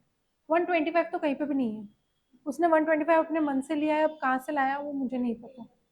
तो वो हाँ मतलब आंसर एरर है, वो आंसर में करेक्शन का नीड है, तो आपका आंसर करेक्ट है। तो आप ये क्वेश्चन के बाजू में लिख लो, don't refer suggested, refer register, क्योंकि टेलर का थियरी आप कहीं पे भी पढ़ोगे कोई भी बुक्स में तो वही लिखा है 120 और 80। ये क्वेश्चन के लिए तो मैंने स्पेसिफिकली वो तीनों की थियरी लिखवाई है। ये समझा, ये हुआ। अभी नेक्स्ट क्वेश्चन कौन सा बोला मैंने बोली थी, नहीं बोली थी मैंने, 68। क्वेश्चन पढ़ो, क्वेश्चन पढ़ो, सॉल्व करना चालू करो। Thank you.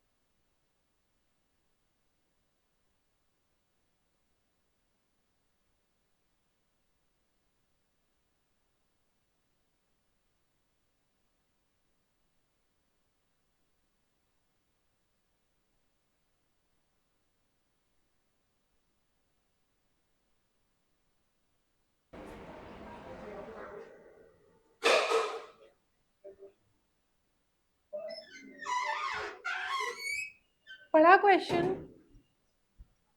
क्या समझा? कुछ भी नहीं? पूरा नहीं हुआ था corresponding है। Jyoti Limited wants to ascertain the profit lost during the year due to increase in labor turnover. For the purpose, it has given you following information. Training period of new recruits is 50,000 hours. During this period, their productivity is 60% and 60% of experienced worker. Time required by an experienced worker is 10 hours per unit.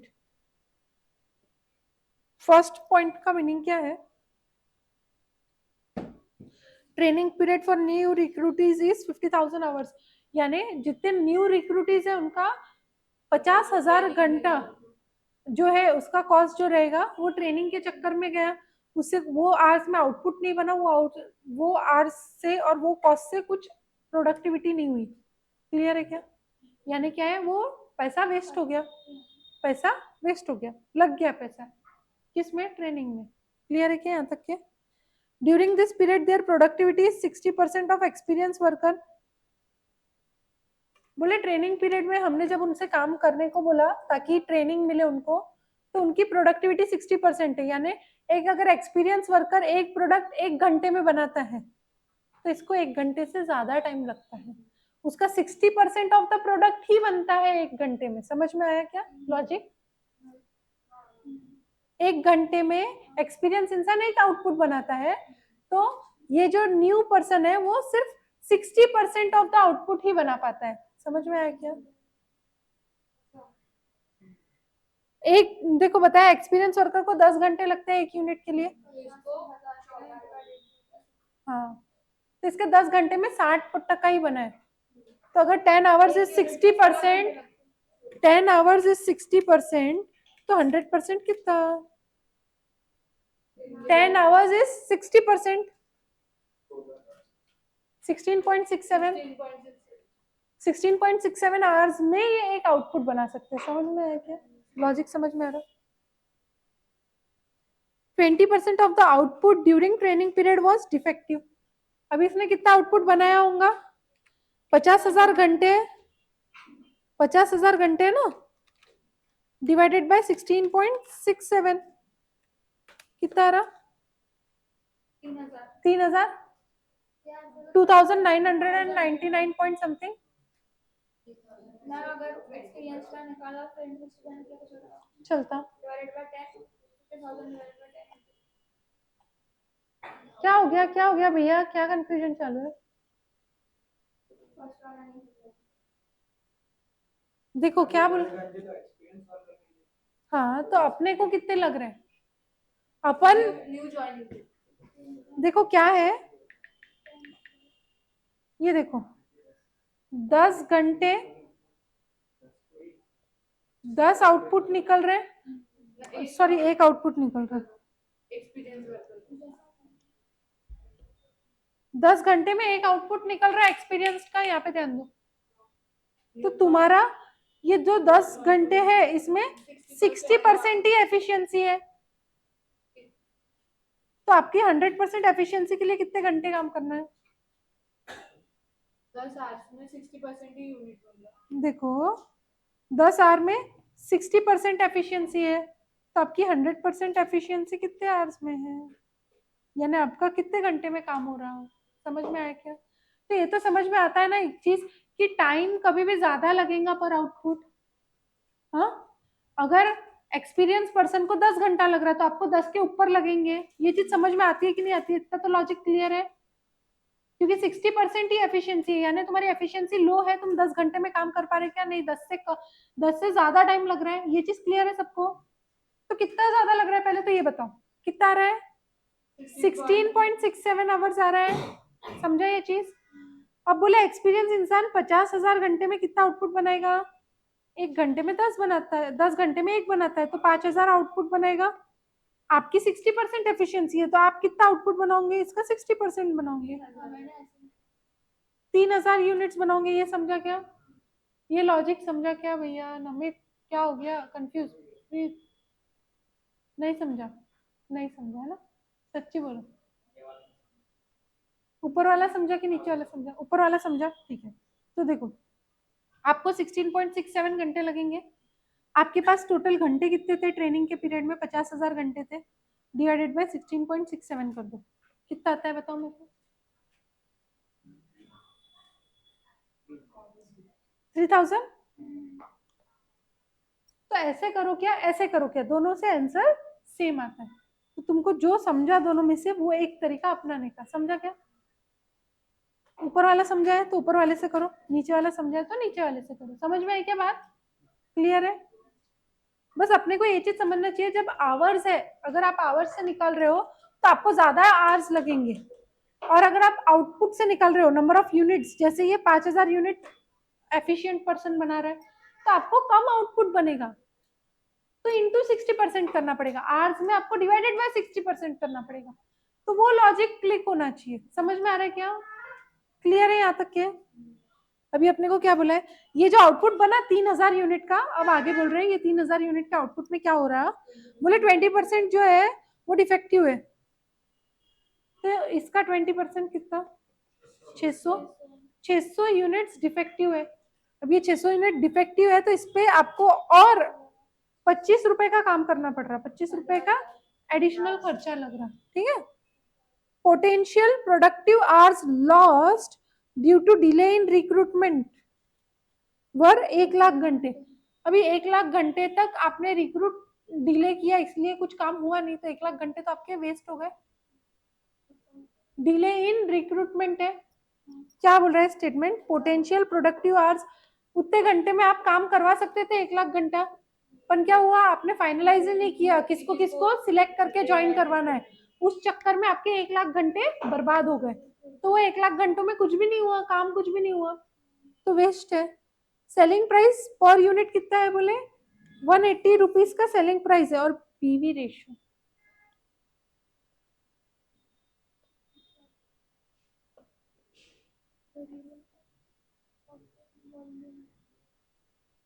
क्या नाम है, क्या नाम है, क्या नाम है? ऐसे पीवी रेशियो ऐसे भी लिखते हैं, और बहुत सी बार आपको पीवी रेशियो ऐसा भी मिलेगा। अब जब ये ऐसा लिखा हुआ मिलता है, इसका मीनिंग उसने फॉर्मूला ही दे दिया, प्रॉफिट अपॉन वॉल्यूम। वॉल्यूम मतलब क्या, सेल्स नहीं, सेल्स पूरा, यहाँ पे पूरा सेल्स, क्योंकि परसेंट में रहता है, अगर परसेंट में नहीं रहा तो आप सिर्फ आउटपुट रहेगा यानी यूनिट्स रहेगा, बट सेल्स रहता है क्योंकि परसेंट में।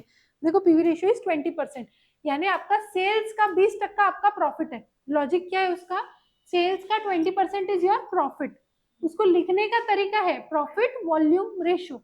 ये आप एफएम में रेशियोज चैप्टर में ज्यादा क्लैरिटी में पढ़ोगे कि क्या होता है प्रॉफिट वॉल्यूम रेशियो, ठीक है। पर ये प्रॉफिट वॉल्यूम रेशियो मतलब क्या होता है, सेल्स में से आपके खर्चे निकालने के बाद जो आपका पैसा बचता है उसको बोलते हैं प्रॉफिट वॉल्यूम रेशियो। क्लियर है? तो इससे जो प्रॉफिट निकलता है उसका नाम प्रॉफिट नहीं रहता है, ये प्रॉफिट का नाम क्या रहता है, कंट्रीब्यूशन।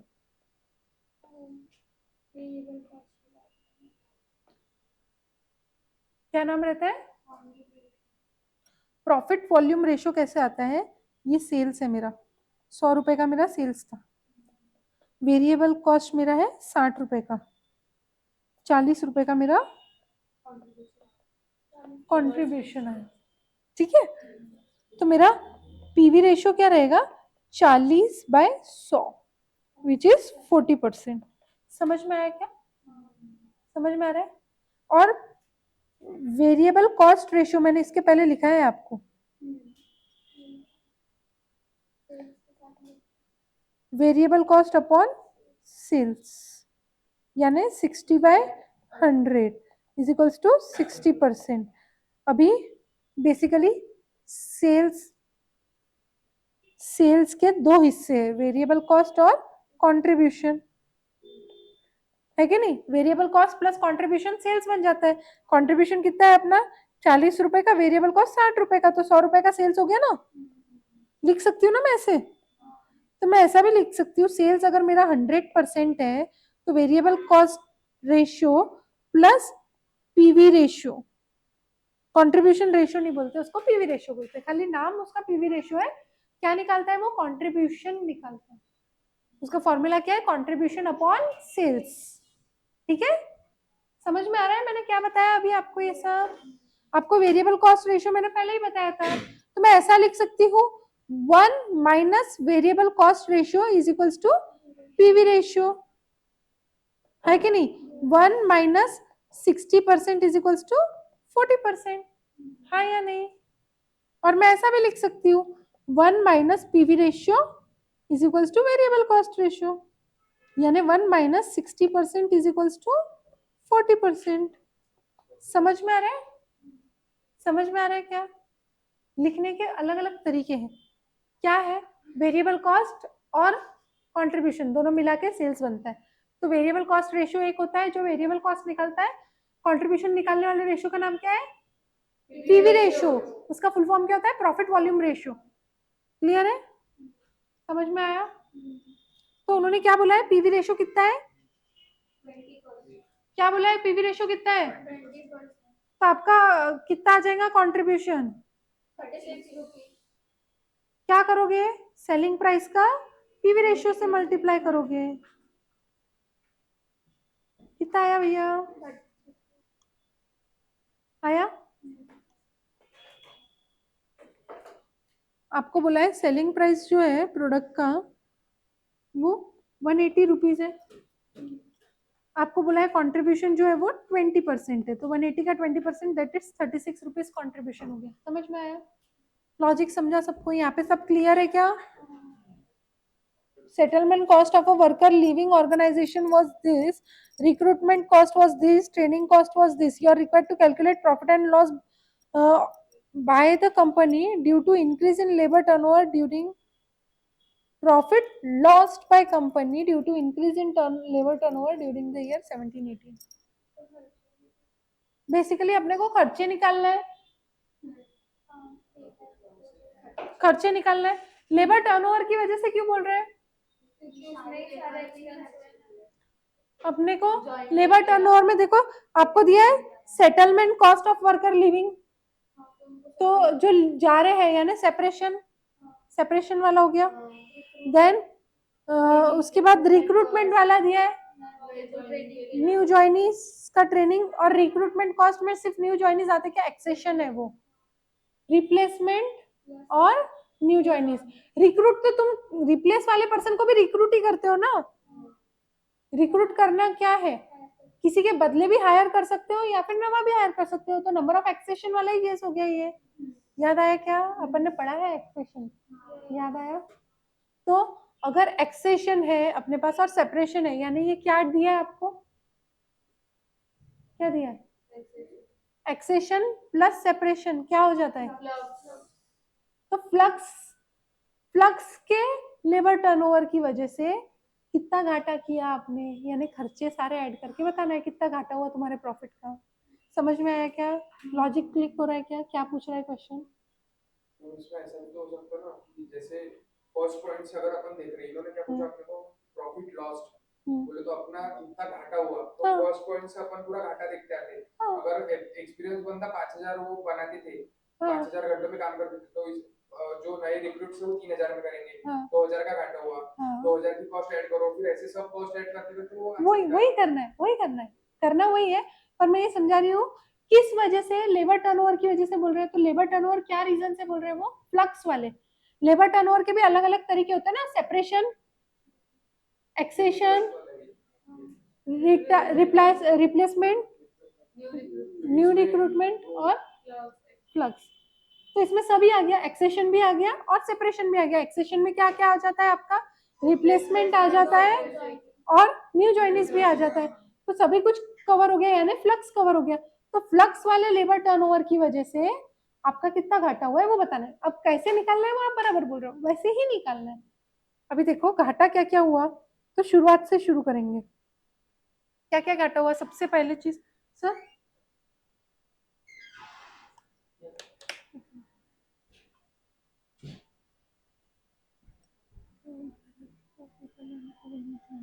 ठीक है तो नहीं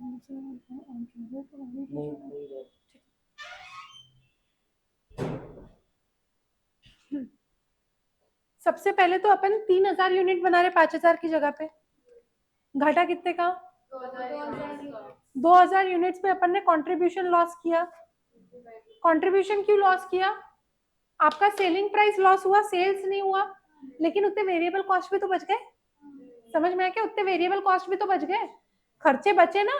सेल होता था तो खर्चे तो करने पड़ते थे उसके लिए, वेरिएबल कॉस्ट बनाने के खर्चे 2000 यूनिट के, वो 2000 यूनिट बने नहीं तो बनाने का खर्चा लगा क्या? नहीं, वो बच गया।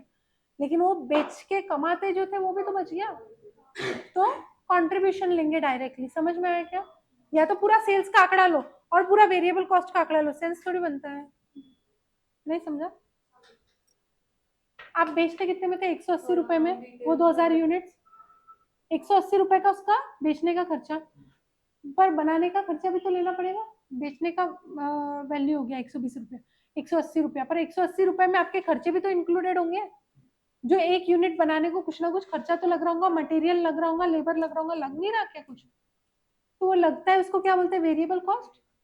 वेरिएबल कॉस्ट, वेरिएबल कॉस्ट कितना है इसमें? सबसे पहले तो ये बता दो, अपन ने क्या देखा?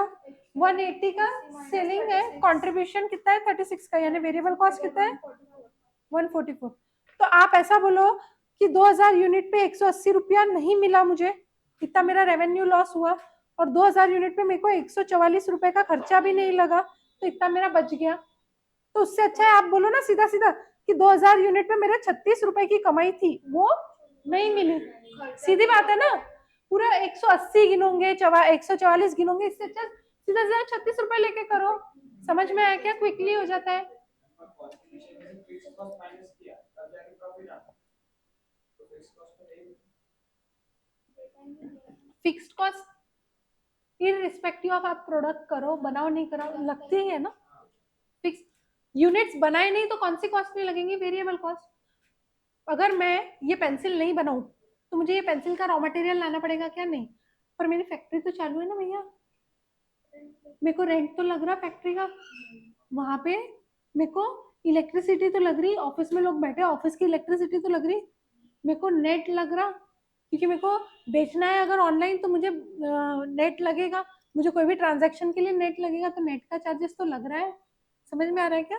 मेरा ये बोल रहा है कि वेरिएबल कॉस्ट तो लगेगी ना, क्योंकि वो 20% आउटपुट बने हैं, उसके लिए कॉस्ट लगा, लेकिन वो डिफेक्टिव है। डिफेक्टिव पे पहुंचे नहीं है मैडम अभी तक अपन। अभी अपन किस पे है? अगर आप एक एक्सपीरियंस पर्सन रहते तो आप 5000 यूनिट पूरे बनाते थे। कैसे? 50,000 घंटे में 10 घंटे में एक यूनिट, तो 5000 यूनिट पूरे बनाते थे। पर आप एक्सपीरियंस्ड हो क्या? क्योंकि आप नवे हो, क्योंकि आप नवे हो। आपने कितने कम बनाए? 2000 कम बनाए, तो जो 2000 कम बनाए उसका मेरा रेवेन्यू लॉस हो गया ना, उसकी बात चालू है अभी। आपको समझ में आया कि मैं क्या बोलना चाह रही हूँ? अब समझा क्या? आप पॉइंट जो बोल रहे हो वो सेकंड पॉइंट है, मैं उस पर आई नहीं हूँ अभी तक, मैं फर्स्ट पॉइंट पे हूँ। अभी तक मैं कौन से पॉइंट पे हूँ? 50,000 घंटे थे अपने पास, उसमें 5000 यूनिट बन सकते थे अगर एक्सपीरियंस पर्सन रहते। यानी मेरे जो एम्प्लॉयज छोड़ के गए, वो अगर छोड़ के नहीं जाते थे तो वो कितने यूनिट्स बनाते थे? 5000 यूनिट बनाते थे, और उससे मेरा क्या होता था? कंट्रीब्यूशन जनरेट होता था। लेकिन क्योंकि वो छोड़ के चले गए और उनके रिप्लेसमेंट में कौन आए? नवे एम्प्लॉयज आए।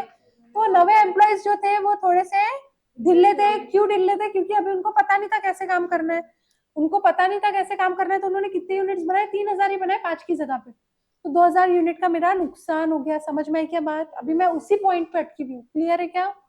क्लियर है? ये चीज सबको क्लियर है? तो अभी पहला पॉइंट क्या हो गया? 2000 यूनिट का पॉइंट हो गया। पहला पॉइंट क्या हो गया? 2000 यूनिट का हो गया। 2000 यूनिट पे मेरे को 180 रुपए मिलते थे, 180 रुपए मिलते थे। लेकिन अगर मेरा एक्सपीरियंस एम्प्लॉय वो 2000 यूनिट पे काम करता था तो 144 रुपए का खर्चा भी लगता था। क्यों? वो 2000 यूनिट का रॉ मटेरियल, वो 2000 यूनिट का लेबर कॉस्ट सभी मिला दो तो 144 रुपया मेरा खर्चा बनता था। क्लियर है क्या? तो मेरे को कितना मिला था नेट में? 36 रुपए, 36 रुपए मिलता था 2000 यूनिट पे। जो मैंने गवाया, कितना गवाया? 72,000 रुपीज मैंने गवाया। समझ में आ रहा है क्या? सबको क्लिक हो रहा है क्या ये पॉइंट? ये पॉइंट क्लिक हो रहा है क्या सबको? यहाँ पे फर्स्ट पॉइंट क्लियर है क्या सबको? क्लियर है? फर्स्ट पॉइंट में हो गया ट्रेनिंग पीरियड वाला। अभी सेकंड पॉइंट में क्या बोल रहे हैं? 20% of the output during training period was defective. अभी ये फर्स्ट पॉइंट का हुआ। सेकंड पॉइंट का क्या होगा? जो 2000 बनाए उसका 20% कितना हुआ? वो सॉरी 3000 जो आपने बनाया उसका 20% कितना हुआ? ये 600 यूनिट में डिफेक्टिव है बोले, 600 यूनिट डिफेक्टिव है तो इस पे कितना खर्चा पड़ रहा? इस पे 25 रुपया पड़ रहा मेरे को एडिशनल कॉस्ट। अगर कोई एक्सपीरियंस इंसान रहता तो ये डिफेक्टिव बनाता था क्या? नहीं। तो ये 25 रुपए का खर्चा लगता था क्या मेरे को? नहीं लगता था, जो अभी लग रहा है। तो ये लेबर टर्नओवर की वजह से। क्यों? क्योंकि एक्सपीरियंस छोड़ के गया, उसके बदले नवा व्यक्ति आया। समझ में आ रहा है? अभी रिप्लेसमेंट वाले का खर्चा चालू है हाल फिलहाल। समझ में आ रही है क्या बात? कितना? 15,000 रुपए। हाँ, वो फर्स्ट पॉइंट। सेकंड पॉइंट ये। फिर बाद में नेक्स्ट क्या बोल रहा? Product potential productive hours lost due to delay in recruitment were 1,00,000 घंटे। अभी अगर मैं पुराने छोड़ के नहीं जाते थे और मेरे को नवे रिक्रूट नहीं करना पड़ता था उसके बदले, तो पुराने लोग वो 1,00,000 घंटा जो वेस्ट हुआ उसमें काम कर लेते थे। 1,00,000 घंटा काम कर लेते थे ना। तो 1,00,000 घंटा अगर काम करते थे तो कितने यूनिट बनाते थे? 1,00,000 घंटा, 1 घंटे में 10 घंटे में 1 यूनिट, तो 10,000 यूनिट बनते थे। उस पर मैं 36 रुपए का कंट्रीब्यूशन कमाती थी। 3,60,000 आ रहा क्या? 10,000 पे 36 है ना, 360 आ रहा ना। 3,60,000 रुपए का मेरा नुकसान। समझ में आ रहा है? दिमाग में जा रहा है? पक्का? पक्का? किसी के दिमाग में नहीं जा रहा होगा तो अभी पूछ लो, क्योंकि ये इंपॉर्टेंट है। समझा? पक्का? फिर क्या बोल रहा? Selling price per unit 180, variable cost ये तो अपन ने यूज कर लिया। सेटलमेंट कॉस्ट इसका 1,00,000 का 60% नहीं लेंगे क्यों 60%? तो एफिशिएंसी के हिसाब से, क्योंकि अपना 40% तो लूज आउट हो रहा है ना। हाँ, तो 60% इसमें से लेस होने को है। आइडियली होने को ना, पर वो क्या बोल रहे हैं? रिक्रूटमेंट डिले की वजह से। यानी क्या हुआ? वो 1,00,000 घंटे के टाइम पे आपके पास उसके अगेंस्ट में कोई एम्प्लॉय नहीं था, रिप्लेसमेंट था ही नहीं। समझ में आया क्या? स्टेटमेंट पढ़ो, वापस पढ़ो क्या बोल रहे हैं। इसका मतलब क्या हुआ? अगर मेरे एम्प्लॉय, समझो 1 जुलाई को मेरा एम्प्लॉय छोड़ के चला गया, जो 1,00,000 घंटे काम करके मेरे को 10,000 यूनिट बना के दे सकता था। 1 तारीख को चला गया, 1 जुलाई को। मैंने 1 अगस्त तक के उसके बदले कोई नवा एम्प्लॉय रखा ही नहीं, रिक्रूटमेंट ही करते बैठी। उसके यानी इंटरव्यू पे इंटरव्यू ही चालू है। अगर उसको जल्दी रख लेती थी तो वो मेरा टाइम का लॉस होता था क्या? समझ में आई बात? क्या बोल रहे हैं वो? एक बार फाइनल टोटल वाला आंसर बताओ। टोटल वाला आंसर बताओ। एकदम लास्ट फाइनल वाला आंकड़ा। ठीक है, प्रॉफिट लॉस बाय आपने निकाल लिया क्या? हाँ, कितना है? 719। 9 लाख। 719 कुछ तो मिस किया आपने।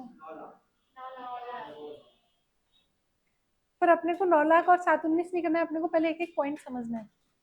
ये पहला किसकी वजह से हुआ? ये आपका रिप्लेसमेंट की वजह से हुआ। समझ में आ रहा है? एफिशिएंसी लॉस जो हो रहा है न्यू ज्वाइनिंग की वजह से, एफिशिएंसी लॉस जो हो रहा है वो रिप्लेसमेंट की वजह से। एक्सपीरियंस पर्सन गया, नवा पर्सन आया उसके अगेंस्ट में, तो रिप्लेसमेंट का। सेकंड भी रिप्लेसमेंट। तीसरा वाला जो है ये आपका क्या है? सेपरेशन की वजह से। समझ में आ रही है क्या बात? तीसरा वाला सेपरेशन की वजह से। उसके अगेंस्ट कोई नवा एम्प्लॉय नहीं आया, वो छोड़ के चले गए, तो उतने घंटे वेस्ट हो गए मेरे लाइफ के। समझ में आया? फिर नेक्स्ट क्या बोल रहे? Settlement cost of workers living the organisation, ये अगेन सेपरेशन। कितना? 183, 480। फिर बाद में रिक्रूटमेंट कॉस्ट, तो बेसिकली न्यू ज्वाइनिंग।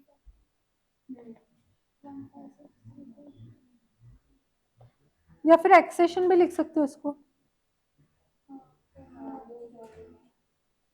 कितना? 156,340। समझ में? और अभी ये ट्रेनिंग किसको जाएगा? ट्रेनिंग तो न्यू ज्वाइनिंग को ही जाएगा कि एक्सेशन को जाएगा?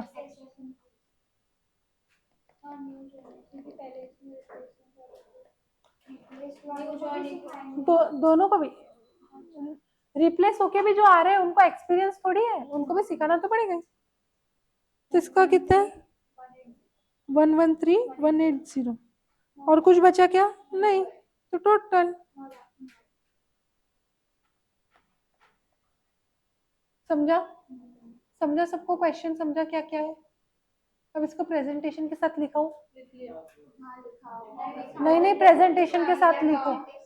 नहीं, प्रेजेंटेशन के साथ लिखो प्लीज प्लीज।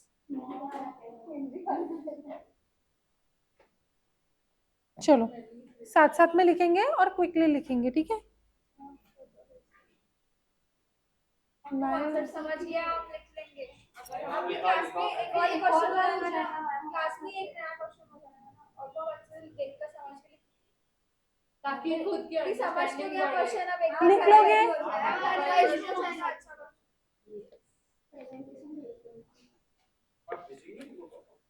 एक बार भेजूंगी भेजूंगी, नहीं भेजूंगी ऐसा नहीं करूंगी आज, चिंता मत करो।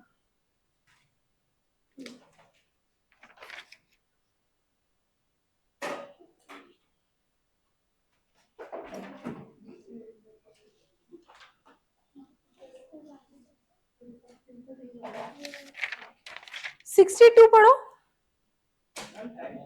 और कैलसी पे मेरे को आंसर निकाल के दो। 62 पढ़ो, सब सेम है। तो आप क्या करोगे?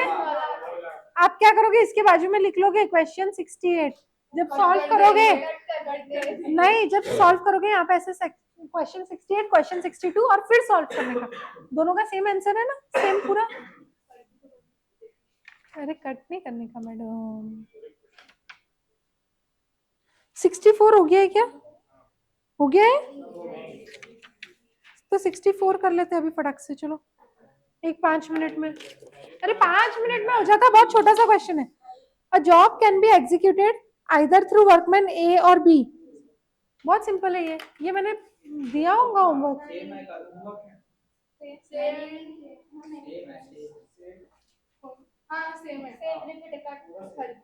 नंबर्स भी सेम है क्या? कौन से इससे? ये क्वेश्चन अभी क्लास में करूंगे, सेम भी रहा तो मेरे को चलो आंसर बताओ क्विकली विथ प्रेजेंटेशन सॉल्व करके। 5 मिनट है आपके पास, चलो क्विकली। सेम जैसा, मेरे को कुछ भी नहीं करना है, आपका प्रैक्टिस होता नहीं, सॉल्व करके चाहिए मेरे को अभी के अभी। 5 मिनट का टाइम है, 5 मिनट में जिसका नहीं हुआ उसको 10 बार करना पड़ेगा। हाँ क्विकली 5 मिनट में करना है, समझो एग्जाम पेपर का क्वेश्चन नहीं है। 5 मिनट्स टाइम है आपको, चलो स्टार्ट।